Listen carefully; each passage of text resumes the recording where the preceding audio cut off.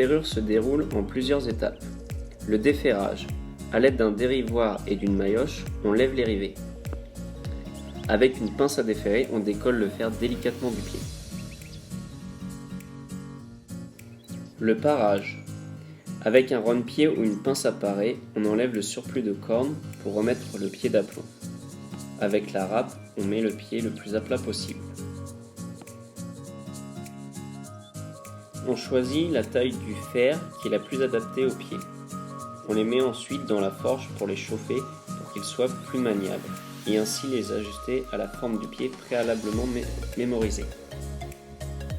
La tournure réalisée, on le fait porter sur le pied du cheval pour vérifier que le fer est bien à la forme du pied.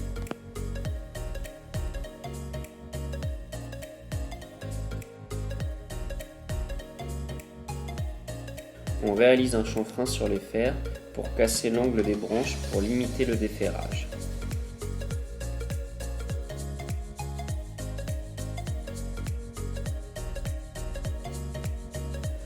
Le brochage consiste à choisir le clou qui correspond à la taille du fer et la qualité de la corne. Avec le brochoir, on insère les clous dans le pied afin de les faire ressortir.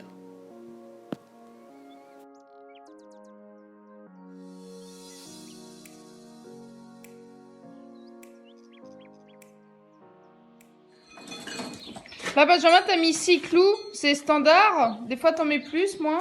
Ouais, c'est souvent la taille du cheval. Là, on a un cheval qui n'est pas très grand, donc on peut mettre 6 clous derrière. Il fait du concours, donc il n'use pas trop les fers. Un cheval d'extérieur qui fait de la randonnée, qui fait beaucoup plus gros, j'en mettrai 7. Et les clous, ils ont une particularité? Ils ont un sens. Bah oui, ça se met Alors, pas. sur un clou de maréchalerie, il y a un grain d'orge. C'est ça, Ben, non? Ouais, c'est un grain d'orge. Un grain d'orge. Et le grain d'orge, il faut le mettre...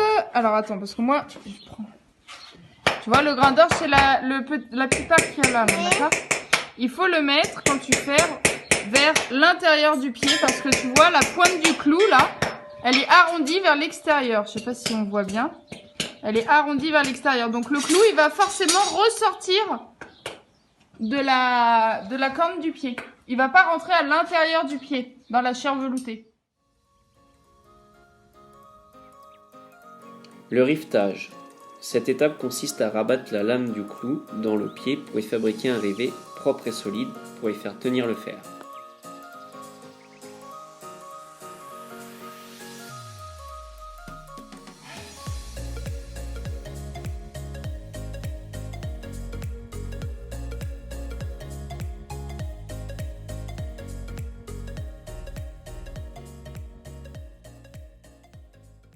Benjamin a terminé de ferrer le cheval, donc Diane, on fait quoi maintenant?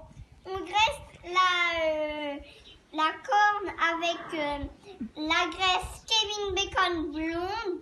Suivez-nous, c'est parti. Alors Benjamin, explique-nous comment est-ce qu'on devient maréchal. Il faut aller dans un centre de formation où tu vas faire un CAP qui dure 3 ans.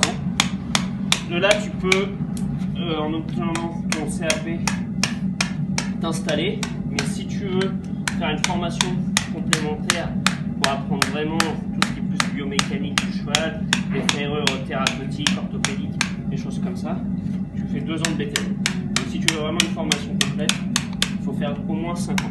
5 ans d'études. 5 ans d'études. Ouais. Likez, commentez, partagez. À demain.